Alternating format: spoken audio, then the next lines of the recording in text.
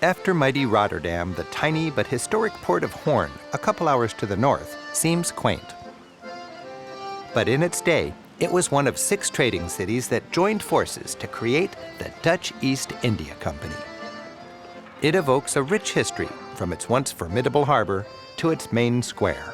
Overlooking the square is the Westfries Museum, which takes you vividly back to Holland's golden age. Stepping into the venerable building, which dates from the 1600s, the floor creaks. Its planks were salvaged from centuries-old trading ships, which likely sailed all the way to the Spice Islands on the far side of the world. Here you feel the pride and the power of the Dutch when they dominated world trade and brutally capitalized on their far-flung colonial empire.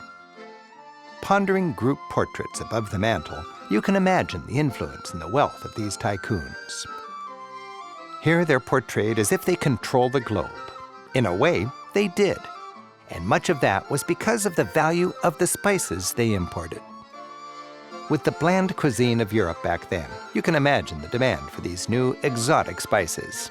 You could spice up both your food and your life with peppercorns, cloves, and cinnamon.